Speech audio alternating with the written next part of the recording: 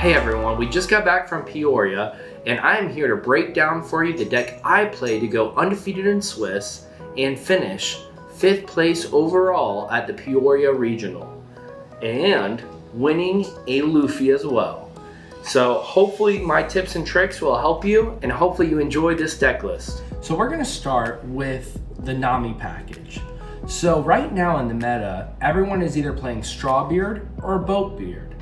I decided to play both. After bubbling out of my regional at the Top Cut online regional a couple weeks ago, going 7-2, I figured this was the best way to move forward. So we'll start with my Nami Straw Hat package. I played Nami at 4 because she is a great searcher for your 2Ks and your Rush Luffy. So speaking of those 2Ks, we ran 4 Sanjis, 3 Brook, and 4 of the promo Monkey D. Luffy. You do not have to play the winter version, I just prefer it. And here's also 3 Rush Monkey D. Luffy. So that, with the event package of 2 guard points and 4 radical beams, concludes all the straw hats. So you have 4, 8, 6, so 14, 17, 20 targets off of Nami. That's not bad. I mean, you can live with that. You know, I had a problem at regionals whiffing on Nami, and I upped my amount.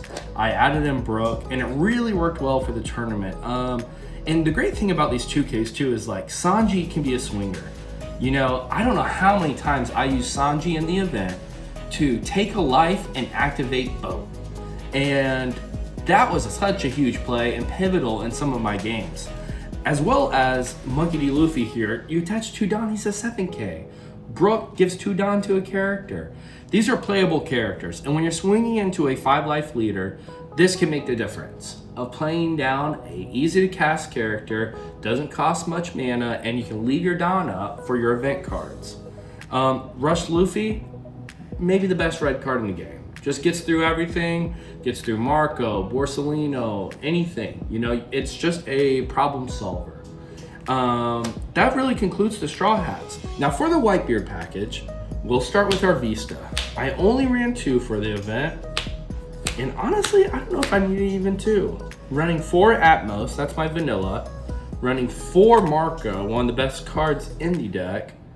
3 Jozu, 3 Kingdu, and then we have Ace, which I think actually is probably the best card in the deck.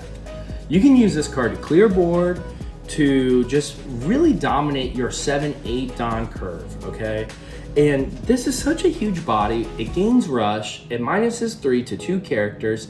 Not only that, but when Boat's out there, it's a 9K swing.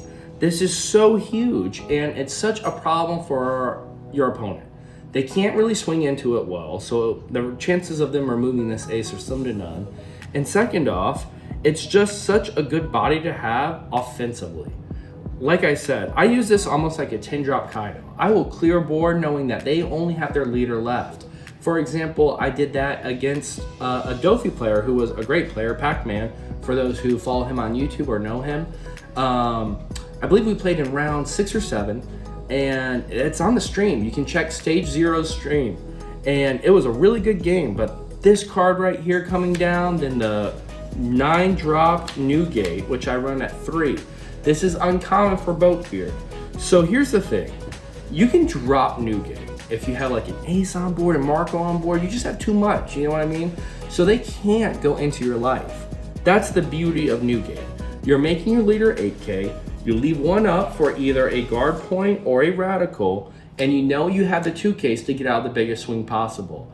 If your hand's over 5 or 6 and you have a Marco on board, you're chilling. You have nothing to worry about while establishing a 9-10. That's hard to beat.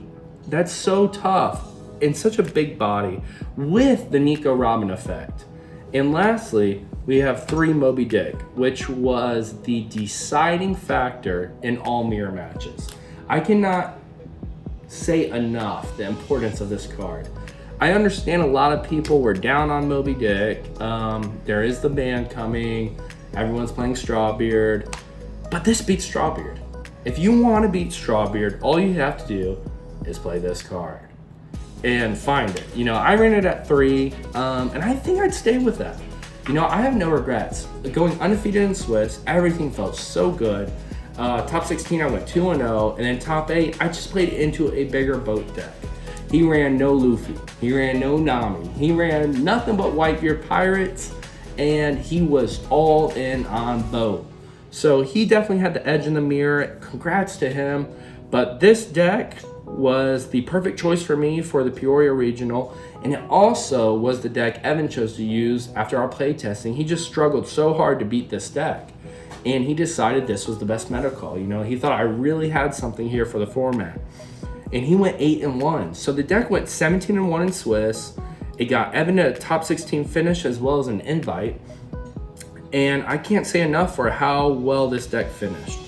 From the Whitebeard package to the Straw Hat package, everything just felt really good, and it led to winning a Luffy. And honestly, this was one of the things I was chasing after, was a Luffy after getting 19th in Treasure Cup in this finalist mat here. So all in all, it feels really good. If anyone has any questions, comments, or tips they would like me to offer, please leave it in the comment section below. And thank you guys for checking this out.